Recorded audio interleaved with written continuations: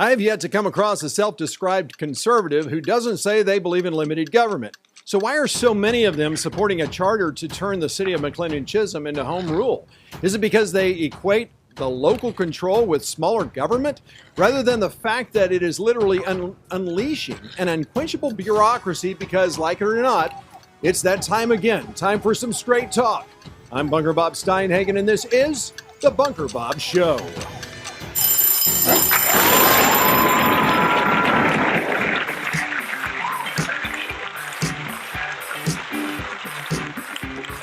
Greetings, thrill seekers, music lovers, conversationalists from across the fruited plains of the great state of Texas. I am your host, Bunker Bob Steinhagen, bringing you an hour of uncensored, unadulterated, and unapologetic conservatism. And I'm grateful to have you watching today on the Bunker Cam via Rumble, YouTube, or Facebook. And welcome my podcast listeners who are out walking, driving in their cars, or wherever they're listening in via Spreakers, Spotify, Google Podcast, Apple Podcast, Deezer, iHeartRadio, Podchaser, or Podcast Addict, just to name a few. Now, last Friday, I had my friend Dennis London, who is the vice chair of the city's Charter Commission, on the show to defend the ballot initiative that McLendon-Chisholm voters are considering, which would turn us from a general law type A city into home rule. On Saturday, I received a kind text from a friend, one that I respect and one who has invested quite a bit of time in the proposed charter that is the subject of the current ballot initiative. Now, he was sharing his feedback with me about last Friday's show, and I asked my friend if he'd like to meet to discuss the show in more detail when I received back another kind text, which I want to read because it demonstrates how I think others who watched the show may have felt. He writes, be happy to meet, but come open to discuss if we make it happen. While I did enjoy the show, in my opinion, you were not open to the idea of it. He's talking about home rule, the charter.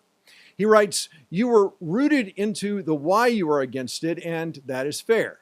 But Dennis never had a chance to finish ideas and thoughts and was at some points limited in how he could present. He concludes his text by saying, it came across more one-sided than open-minded. Again, my opinion only. Now, I want to share my response to him, which is how I would respond to anyone who shares my friend's point of view. I write, I understand your hesitancy to meet with me because you see me as close-minded on the subject, which is a fair criticism. But I submit is not because of an intransigent nature, but for a different reason altogether. Respectfully, while I certainly advance my point of view in a strident way on my show, it's because I have invested so much time watching and listening to every city broadcast on the subject, from the city council meetings to the charter commissions to the town halls. As you well know, I have remained completely silent as I listened to and have considered many of the arguments. I contend that I can articulate most of the arguments for supporting a charter because of the time invested. It's the reason that I was prepared for and rebutted every argument Dennis presented, most of which are, in my opinion, misguided at best. One of my favorite quotes about open-mindedness is by G.K. Chesterton, who said, merely having an open mind is nothing. The object of opening the mind, as with the opening the mouth, is to shut it again on something solid. Is it at all possible that my perspective on the subject of the city charter is valid, or is it possible that the time and energy you have invested in advancing this initiative has left you less willing to be open to alternative points of view?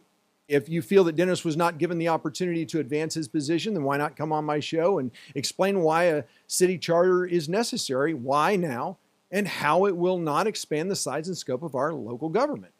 I'll give you all the time you need to refute these contentions, so long as they are without more empty platitudes, like the 5 points I highlighted from the city website that provide no empirical evidence to substantiate those contentions, which I contend are misleading at best. I can also meet for breakfast, lunch, or coffee next week. It's your call. However, one thing I want to make clear here is that you're my brother in Christ. He is. None of this matters to me more than you. When voters pass this measure, which I think they're sure to do, my attitude toward you will remain unchanged. I continue to hold you in high regard, and I do. Now, he's unable to come on the show, but I want to simplify the problems that come with turning McLendon-Chisholm into a home rule city, which I believe is fundamental to the principle of limited government. And that's because I think that either those who claim to be advocates of limited government misunderstand what the term means, or more likely, are blind to the realities of why this home rule charter will literally grow the size and scope of our city government and actually take away our freedoms, because there was no thought or discussion about whether or not a city charter is even necessary before the city council voted to establish a charter commission. The entirety of this initiative has been based on the premise that since our city has now hit the 5,000 mark in population, which means that you can now do it, it's an automatic and necessary next step for the city. But this is precisely why it's so important to understand the fundamental principle for the role of government, and for conservatives especially, why we must remain uncompromising in those fundamental principles. Thomas Paine said it best when he said that moderation in temper is always a virtue, but moderation in principle is always a vice. How is it possible for the trilogy development to get approved despite the city's hard and fast ordinances that prohibited small lot developments, or Sonoma Verde for that matter? Because those in power moderated their principles to the detriment of our city. So now we're being asked to adopt a charter that will place unlimited and unnecessary burdens on taxpayers to support a local government that will be more intrusive and less efficient, all under the guise of local control. So what do you mean when you say that you believe that government should be limited? Because most of the people who watch this believe in limited government. It was fascinating to me that when I was doing the candidate forums, when I asked the candidates, why are you a Republican? Because every one of them said they were Republican. I said, why? What is it? 80% of those who answered that question used the term as part of their explanation as to why, is because they said limited government. They believe in limited government. Well, what do you mean by that? The reason I ask this is because a general law city is, by definition, limited. That's what a general law city is. So why do we suddenly want to unleash it by granting a substantially more power to a governmental entity just because it's local? More importantly, how does granting local government more authority and power over us make us more free? I'll give you the answer: it doesn't. Now, those who are supporting this charter are ignoring another fundamental principle of limited government, best articulated by Ronald Reagan, who said, as government expands, liberty contrasts. Great words. So let me lay this principle out in more simple terms. Consider what it means to live in an HOA community. You're willingly giving up your personal liberties in exchange for certain guarantees, right? It's the one thing that I did not want to do when I moved into McLendon-Chisholm. I didn't want to move into a neighborhood that had an HOA. I never lived in one, and I'm a free market guy. I'm a limited government guy. But when we found our house, and we loved the house, and we loved the neighborhood, I asked for the covenants, conditions, and restrictions. And I took a look at them. And what was interesting about them, in our neighborhood, we have 70 homes, and it is a very loose HOA. But I read every one of the restrictions, and in every one of them, they are how I live anyway. They are the fundamentals of how I live anyway. If we have a dead bush outside our home, we're not going to get a ticket for it. We're not going to have to pay a fine for those HOAs that are like that. I just don't understand how people can live under that kind of tyranny, because that's what it is in my opinion. And I accepted those covenants because I knew one thing: it takes 67% of consent of those homeowners. 67%, not of a quorum. 67% of homeowners have to agree on anything if you're going to change anything you want to change in the CC&Rs. That's a high threshold. I've been president of our HOA twice, and in both cases, we have made changes to our CC&Rs. And you know what we've done? We've lessened the restrictions, not increased them. Now, basically, I moved into McLendon-Chisholm, and now they're asking me, hey, let's give government the right to take away more of your freedoms and liberties. That's preposterous. It's like Thomas Jefferson said, I prefer dangerous freedom over peaceful slavery. I recognize my freedom is well worth the risk of allowing certain things in our city. But here's the catch. Most every claim that people are saying that home rule will prevent or protect us from are either outright false or at best misleading, half-truths at best. I want to reiterate what I said on last Friday's show, which is that I really don't think that most of the advocates for a home rule charter are lying to us. It's either that they don't have any alternative points of view from which to base their opinion, or they are a product of their environment. I think that Sir Edmund Burke said it best, that people never give up their liberties, but under some delusion. Remember, a delusion is a false belief or opinion. I showed a couple of short clips last Friday from the city's July 15th, 2024 town hall meeting, which was before the council voted to establish a charter committee. And I want to show a couple of them again because it best sums up the fallacious nature of home rule advocates and the rhetoric that they're pushing that is false and misleading. Now, the first one, this is Mark Kippett, who makes comments that, if true, would make me a full-throated advocate as well.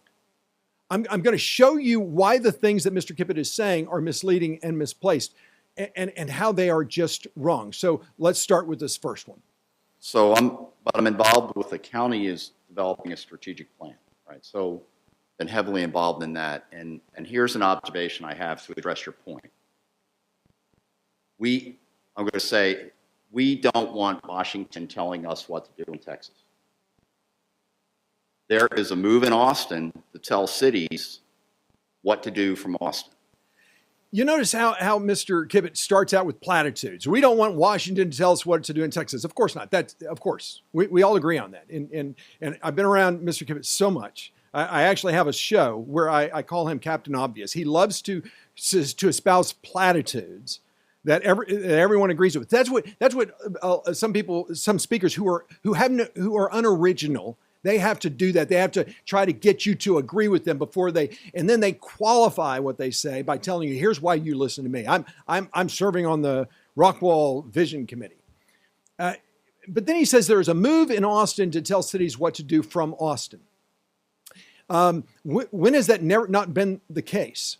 But it's what he says next that is that demonstrates why he either has no idea what he's talking about or he is being intentionally misleading. I'm going to assume the latter, but or the former, excuse me. I'm going to assume that he has no idea what he's talking about. But this is I'm going to pull the video back just a little bit so you can hear again him talk about the move from Austin to tell cities what to do from Austin, so that you can see all of this in context.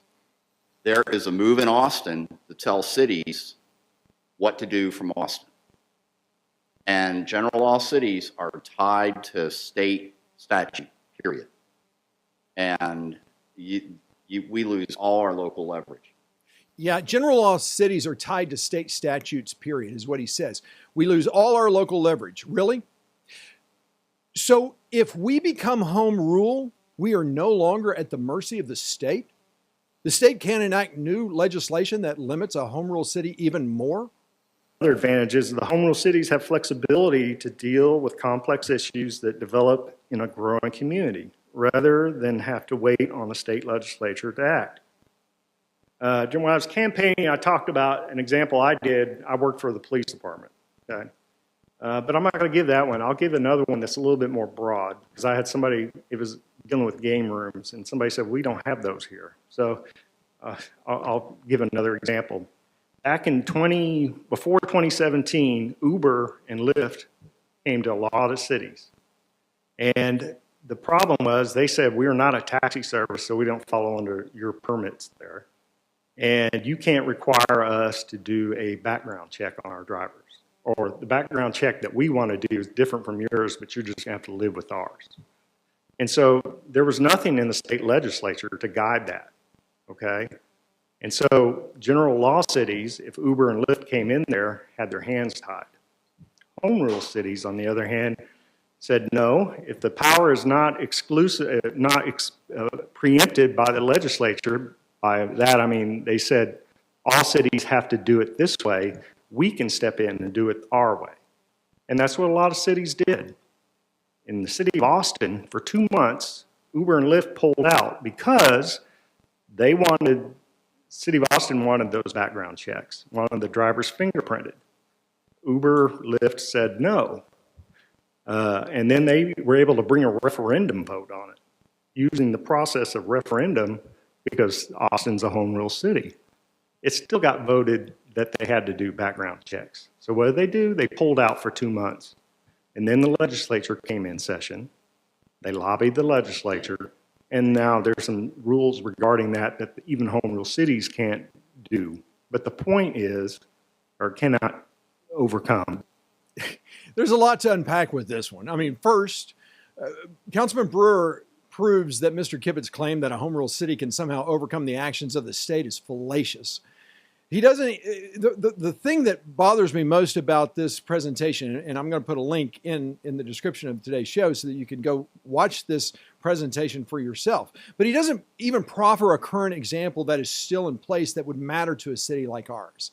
All of his examples are from big cities. Again, why do we need a home rule charter? Remember this, a home rule city can pass any regulation or law it deems necessary, but as Councilmember Brewer pointed out, except where it is prohibited by state law and statutes. What Mr. Kibbett says is not true because all cities are subject to state statutes. But the biggest whopper that Mr. Kibbett made was this next one, and this one is a completely false and fallacious argument. And general law cities are tied to state statute, period. And we lose all our local leverage. So I'm a strong proponent for home rule and for local control for those reasons. And it's a trend line that I see. And so if you want to have more MUDs, if you want to have greater density, if you want to have, those kinds of trend lines, you want to be more like Collin County, then that's how Austin wants us to go. Okay, so if we become home rule, no more MUDs, no more high density. A home rule city can stop all of that. What? Really? That's false. That's completely false. And what was curious to me is why he highlights Collin County. What is with Collin County? Why was that the example he gave? So I looked it up, and of the 18 cities in Collin County, do you know how many are general law type A cities like McLendon-Chisholm? 4. The rest of them are home rule.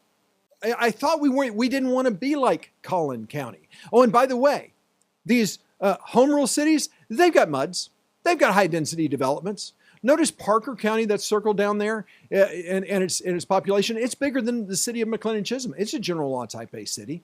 So why do we need to be a general law city? I keep asking that question. I made a chart that shows the difference between our city as it is now and our city if it becomes home rule based upon the charter that is being proposed. But before I do that, it's important to keep in mind the words of the late, great Milton Friedman, who highlighted another fundamental principle that's gone ignored in this effort to adopt a city charter, which is that wherever government bureaucracy takes over, costs go up and quality goes down.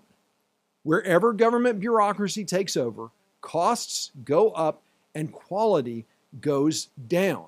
Now, I realize that some people don't know who Milton Friedman is. I hope that if you're watching this show, you know who Thomas Sowell is, that you know who Hayek is, Adam Smith. These are economists. What's interesting, and I quoted from Sowell on the last show with Dennis Lennon.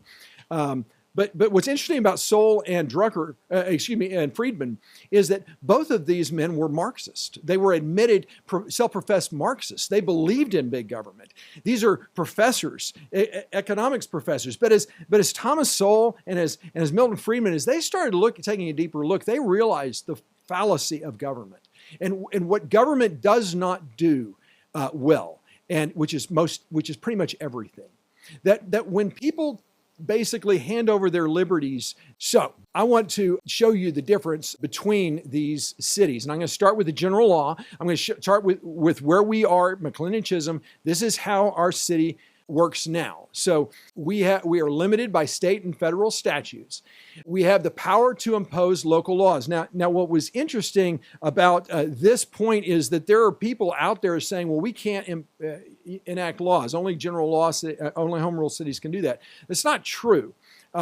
If the city of McLendon-Chisholm wanted to ban fireworks, for instance, the city could do it. Now, good luck enforcing that, but the city can do that. So the idea that the city, only a home rule city can impose laws, that's just not true.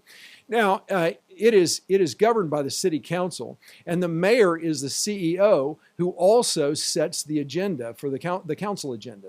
Now, the city council sets and approves the budget each year, which means that they are attuned to the details of what's happening with our tax dollars at every level. And I can profess that when I was a member of city council, when I was the mayor, I can tell you that when I was mayor, we started in June, and you have to have your budget finished by September 30th. It's an arduous process, but the thing is, and what I think is best about the fact of a general law is if you talk to a member of city council and you ask them a question about the budget, they're going to know what you're talking about. So just keep that in mind. The mayor of a general law city is elected for a 2-year term with no term limits on the number of terms he or she can serve, and votes only in case of a tie.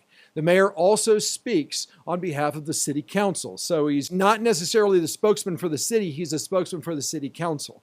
The city council of a general law type A city has 5 members who are also elected on staggered 2-year terms without a limit on the number of terms they may serve. Now, here's the thing. The mayor technically hires and fires, but only with the express consent of the city council. A general law type A city has a city administrator who works at the direction of the mayor and council with no authority to negotiate on behalf of the city. So in other words, a bureaucrat is not out there making deals with developers and things. That has to be your elected officials. But most importantly, when things happen like a development agreement, it has to be, I have to laugh. It's supposed to be out in open session. So any discussion, any debate, any questions has to happen in open session, or it's supposed to. Now, of course, we know that's not true, unless you have a district attorney who really cares about holding elected officials accountable. But the fact is, that is the way it's supposed to work. Now, despite the claims to the contrary, citizens of a general law type A city do have ballot referendum power via a tax rollback, where the signature requirement on a petition for ballot referendum is just 10% of those who voted in the last election, which has occurred twice in the last 10 years, and both were successfully placed on the ballot, and voters approved both rollbacks overwhelmingly. No, I understand. Citizens can't recall elected officials, but since they're elected every 2 years, and the reason for recalling an elected official is usually always for a vote they made, which, like in the case of a development agreement, couldn't be recalled anyway. So the damage has already been done, and I'll highlight that in a minute. The home rule city that citizens will adopt if this charter passes looks like this, and I should add that when people say that citizens get to decide what kind of government they want, in reality, just a handful of citizens came together to give us one choice, which is tantamount to an omnibus bill. Now, just like a general law type A city, despite what Mark Tippett is trying to tell people, a home rule city is also limited by state and federal statutes. Now, of course, unleashing the power of a government entity also unleashes its power to impose even more laws. Now, the city council still has the governing authority, but it's more of an advice and consent role, as the biggest change is the executive authority is handed over to a city manager, which is essentially a paid bureaucrat. And I'm going to just tell you right now, this is the Achilles heel of a home rule city, and it may not be for the reason you think I'm going to tell you. Some of the laws of unintended consequences are at play in this if we do this. A city manager will set the council agenda and present the budget. So now elected city council members can pay as much or as little attention to the budget as they desire. It doesn't matter because they're there to give approval and not to work through the details. So don't expect one of your members of city council to know what, if you ask them, why are we paying for this or why is this so much? They're going to have to go look at the budget and then talk to the city manager to get an understanding of what's going on. That's the reality. The mayor is now elected for 3-year terms with a limit of 3 terms or 9 years. But the big change is that he or she can now vote. Now, their vote equates to another member of city council. So now the mayor will have to answer for every vote that the council takes. The charter expands the size of the city council by 1 seat, but since the mayor can also now vote, that makes 7 votes on every issue. I don't know what the benefit of that is. It makes no sense to me why you need to add a member. If they wanted to make sure that the mayor was kind of the deciding vote, which is clearly what this is doing, then why not make it a 4-member council and 1 mayor? I suspect, I don't know, but I suspect the reason was because then the person who's in place 5, because on Saturday, if this passes, then Monday, it becomes effective. It becomes effective immediately. So that person, whoever's in place 5, I didn't look to see, they would no longer be on city council. And so I think that's why they said, well, let's just add another member of city council. It also adds, it adds to the burden on the city staff, just so you know, adding another city council member, but who cares about that, right? Okay, now just like before, every city council member is elected at large and not by district. So I go back to, why is this better? If we're not going to be represented by someone, our districts, then why is it better? Why have 7? What's the magic number? I realize 7 is a perfect number for those of us who are Christians. So maybe that was it. I doubt it. But it really highlights the point that the largest voting bloc right now is currently Sonoma Verde, and it will soon be Trilogy, although it looks like they may have changed the name of that development, and I'm not sure why they have done that. But I still consider it Trilogy. Well, once Trilogy comes in and is voting, those are going to be the 2 largest voting blocks, and they will basically be able to stack the council. Now, some would say, well, if you campaign and stuff like that, no, they can stack the council. And when it's a really dangerous thing too, because remember, Trilogy is a municipal utility district. I'm going to be doing a show pretty soon on Trilogy, on MUD, on this whole thing. I don't think that most people realize how detrimental it is to a city. But I just got finished doing candidate forums with mayoral candidates, city council candidates. All of them highlight the fact that a MUD, when you raise the tax rate in a city, the people in the MUD are hurt the worst because they also have monumental MUD taxes. And those of you who live in Sonoma Verde, don't think that you've got a big tax. When you find out what people in a MUD have to pay, then you'll go, okay, maybe we don't have it so bad. So how willing will people in a MUD who serve on city council be willing to raise the tax rate or for necessary things? So maybe it's a good thing, but it's again a law of unintended consequences that we're facing. So like the mayor, the council is elected to a 3-year term where there is an election every year with 2 seats on the block each year. The council hires and fires both the city manager and the city secretary. And this is the curious, again, there's a lot of curiosities. And I watched all of these debates and stuff. I never really understood why they thought that the council should hire both the city manager and the city secretary. Now, some of you who have watched for a while, you know that I work with Christ-centered not-for-profit organizations. One of the things I do, I think a third of my business is on board development, and I do policy board governance training and development, helping boards work better. But one thing that is in that is that the board of directors, which basically, if the city of McLendon-Chisholm adopts this charter, the city council will essentially be a board of directors. That's what they will be. They will not be a managing board. Well, you always have one report. The board of directors has one person that they talk to, that they look at, and who basically is governed. I'm a policy governance guy, so I say that they're governed by policies. Now you have the city secretary also being hired by the city council, which makes no sense. But neither does this charter for that matter, in my opinion. So go figure.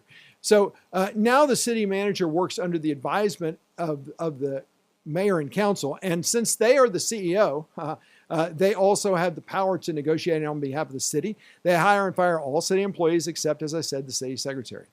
The problem with a city manager for a city of our size really should be obvious, okay? And I think a lot of people miss the fact that in a large city, the lifespan of a city manager is somewhere between 7 and 9 years. In a medium-sized city, it's somewhere between 5 and 7 years. But a small city is between 2 and 3 years. On the Heath Candidate Forum, you can watch what Rich Krause talks about, because the city of Heath is trying to find a city manager, and they're always trying to find a city manager because typically, and he's right. The only way the city of Heath can find a city manager, they're looking for someone who's on their way up or on their way down. They're someone who's an up and comer, which is what happened with their last city manager. Now she's off on a bigger city, right, making bigger dollars and managing more things, or there's somebody who's been at it for a long time and now they're ready to retire, and they're retiring now, and they're in their latter years. But again, a city of our size is going to have a hard time keeping a city manager. But this is another bonehead part of this charter. Now they have to live inside the city. The city manager has to live inside the city. And that's going to make it even more difficult to find someone who's willing to move inside the city. Now think about this, folks. I mean, if you're finding someone on the way up or on the way down, and let me give you a real life example. Lisa Palomba, our city administrator, who basically she lived adjacent to the city of McLendon-Chisholm in a home that, as I understand, she grew up in. And so her parents, I think they passed away, and she had the house. If we had required Lisa to live inside the city, we couldn't have hired her, because she's not going to give it was acreage. She had a couple of acres, or 3 acres, or something like that. She's not going to give up that house. So basically, in the rare chance that you find somebody who lives in the Rockwall area, which we're not going to do, it'll be a national search that the city is going to have to take on. And then you're going to tell them you have to live inside the city of McLendon-Chisholm. This is the difference between a government mentality and a private sector mentality. I'm a private sector mentality guy. I don't care where somebody lives. If they're there to do a job, they're not there for a political purpose. So why do they need to live inside the city of McLendon-Chisholm? Think about the inventory that is out there right now for the city of McLendon-Chisholm. Well, now Trilogy's coming in, but those homes are not going to be cheap either. And in Sonoma Verde, the cost of those homes are not cheap. So where are they going to live? This is, again, having a charter to begin with is a bad idea, but this just demonstrates how bad a charter this really is. Now, of course, my friend Dennis London felt that giving citizens ballot referendum power could overcome all the other problems with this charter, but the juice just isn't worth the squeeze here, folks. First, this charter makes it more difficult, not easier, for citizens to have a referendum for a tax rollback, because it increases the signature requirement on all petitions for a ballot referendum to at least 30% of those who voted in the last election, or 300, whichever is greater. Now that the mayor and council have 3-year terms, right, the power of recall may be more enticing. I get it. But the problem is the process. The process requires no less than 4 months before a special election could even be possible. Here, well, it's no less than 4 months. If you go into this, and I was going to post it, and I thought, well, it's getting too granular. But essentially, you got 30 days to do the ballot initiative. The city has 30 days to determine whether or not all of the signatures are are valid. If they're not valid, then the person who's doing the petition has 10 days to bring it back. Then the city has another 30 days to evaluate whether or not all the signatures are there. Then the city council has 15 days to call for an election. Then there is a 90-day period for the election to be called. So where are we now? You see what the deal is? These elections, these recall elections, in my research, typically take 6 to 8 months based on the parameters of this charter.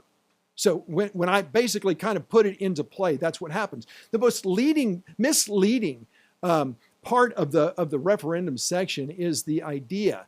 It is an idea advanced by Councilmember Brewer during that July 15, 2024 town hall meeting that I showed earlier. Here's what he says.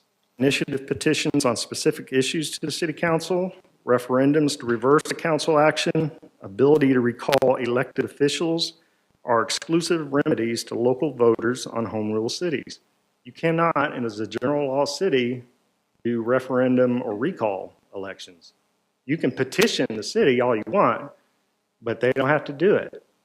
The only way that happens now is under a home rule status. You have that ability to do it. Yeah, and I've just talked about how long it takes. I mean, where he says that citizens can reverse a decision of the city council through a referendum. The reason that's misleading is because the process doesn't stop the council from taking action, like signing or approving a development agreement. And if that agreement is established by ordinance, as all of them are, it can't be undone. So a city council, let's say a developer comes in. If they take 3 or 4 months to negotiate the terms with this developer, if citizens are saying no, they don't want it, what can you do? Nothing. Being home rule does nothing for you. You can't unring that bell, folks. When it comes to this ballot initiative, I am voting against, and I hope that you will too. However, if you love big government and higher taxes, hey, you're going to love being home rule.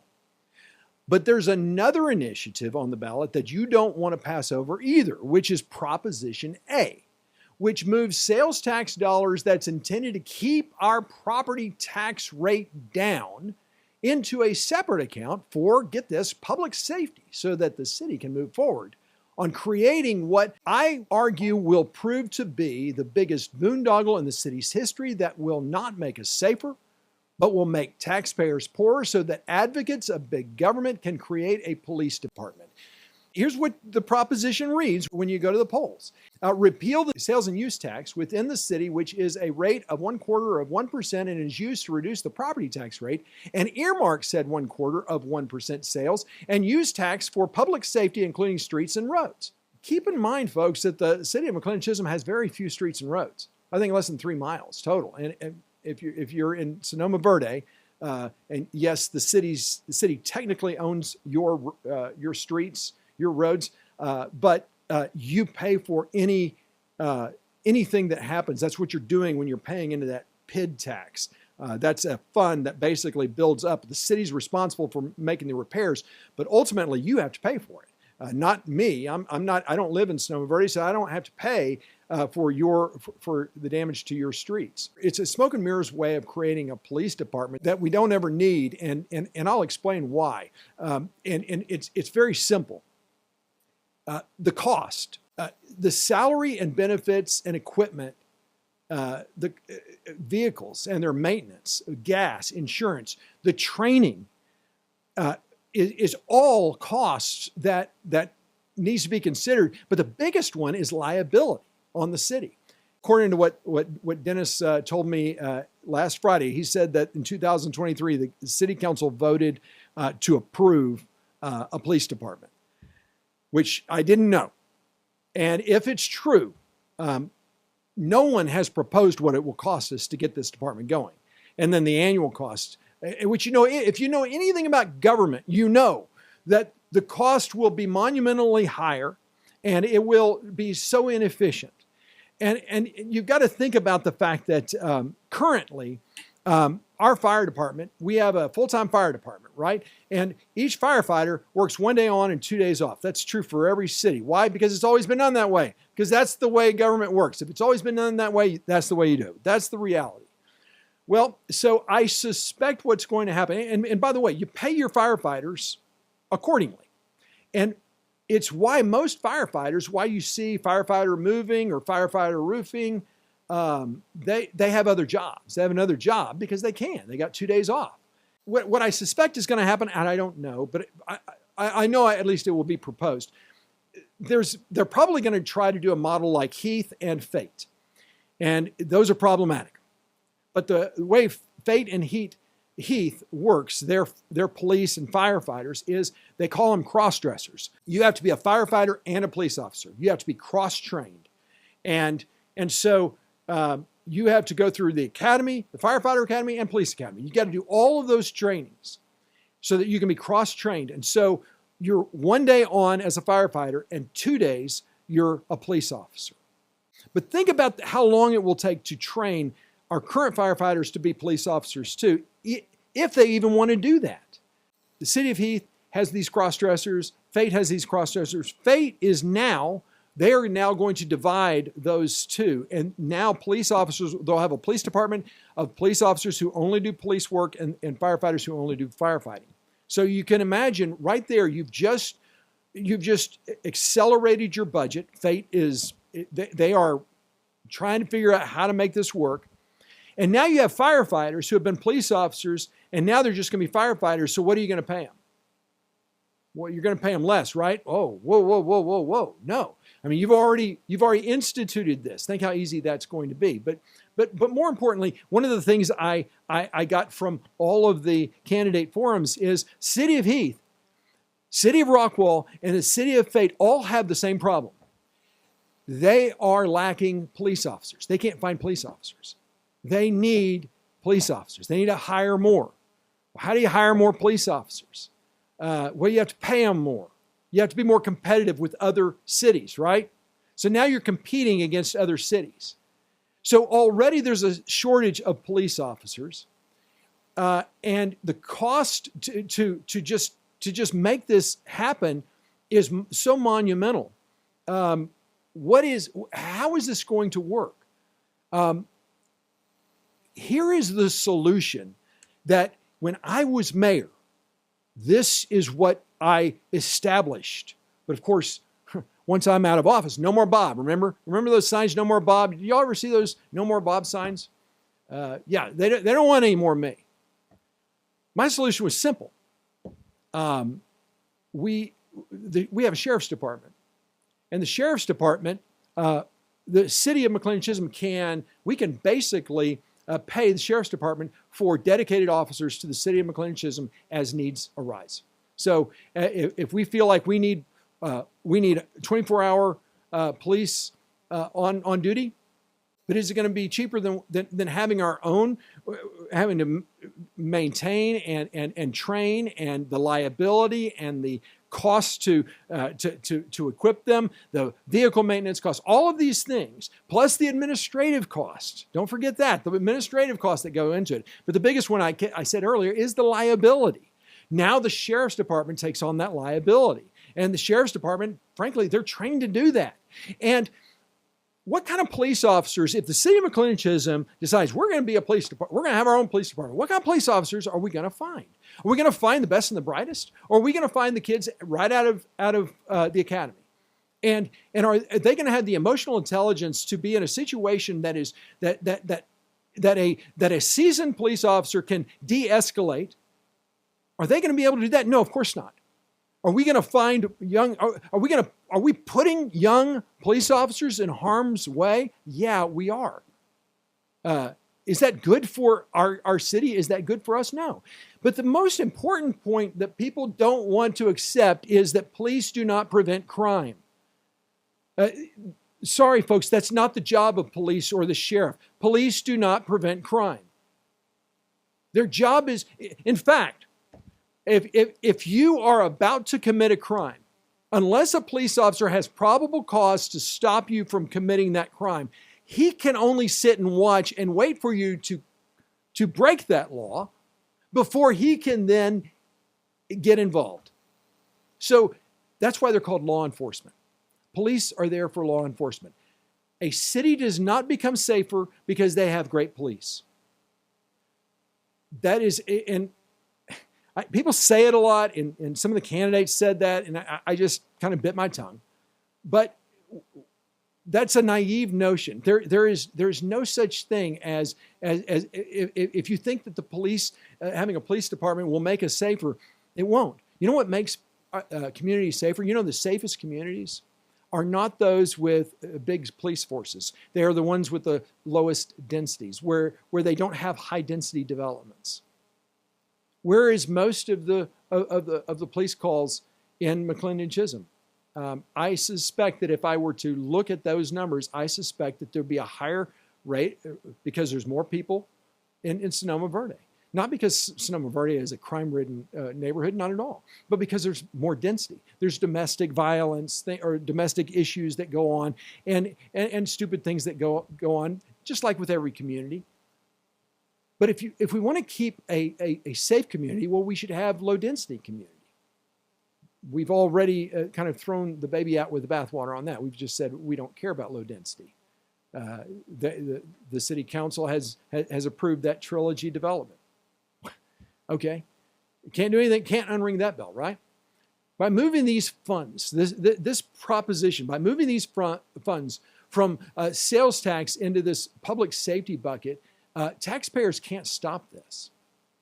So in other words, once you move the funds, once those funds get moved over, then the city is now funded. They're now funding a police department, and you know what? They just need to get their toe in the door. That's the goal, is to get the toe in the door. If we can get our toe in the door, we can start a police department.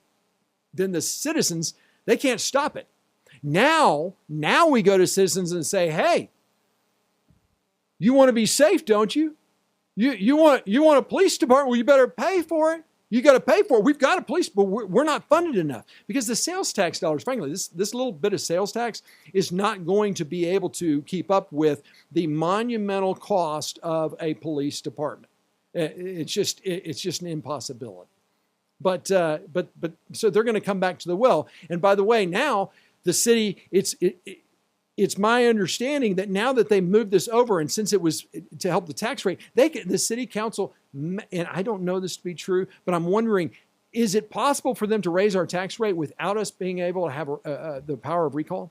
Because we're willingly taking money that is supposed to lower our tax rate, and we're moving it into another bucket. Are we actually saying that that's okay? I don't know the answer to that, but I speculate that that may be some part of it.